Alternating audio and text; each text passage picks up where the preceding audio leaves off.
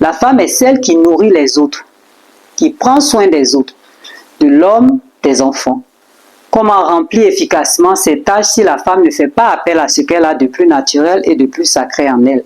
Comment pourrait-elle arriver à s'occuper d'elle-même et des autres convenablement si elle n'a aucune conscience d'elle-même et de sa nature profonde? Établir l'équilibre revient à chacun et chacune d'accepter concrètement que l'un ne peut aller sans l'autre et donc que la femme est le complément de l'homme et vice-versa. Ces deux-là doivent travailler ensemble dans un équilibre parfait, sinon rien ne va. Pour que la femme puisse effectivement être, il faut qu'elle trouve sa vérité profonde enfouie en elle.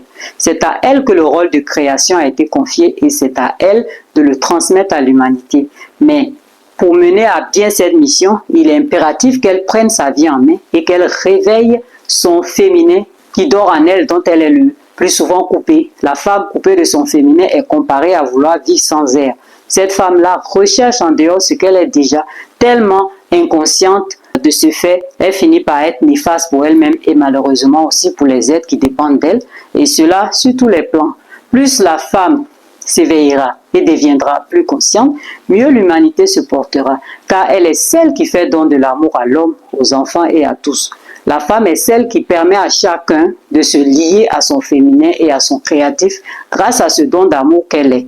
Je dirais donc que plus vite la petite fille est consciente de son être, de plus en plus, elle apprend à être et plus elle devient présence. De présence en présence, elle devient une belle princesse qui sait attendre son beau prince. Et ensemble, ils peuvent s'élever en reine et roi dans leur beau royaume. L'un ne va pas sans l'autre, c'est la loi. L'équilibre doit se faire, sinon on est dans le gâchis. Nous sommes des princesses et des princes qui ne cherchons qu'à devenir des reines et des rois. Et cela n'est pas chose facile.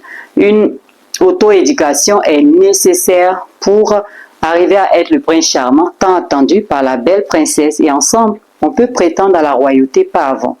L'humanité d'aujourd'hui est complètement à côté quand on voit combien de fois les humains se trompent. Ils pensent qu'ils ne sont là que pour jouir de leur sens physique uniquement et passent leur temps dans l'ombre alors qu'ils pourraient être à la lumière. Si seulement ils savaient se fier à leur propre être intérieur qui est laissé pour la plupart du temps dans un profond sommeil.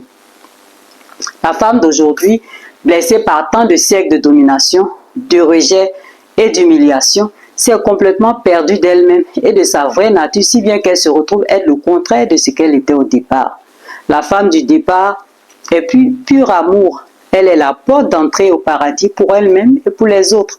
Elle est celle qui doit enseigner l'amour à l'homme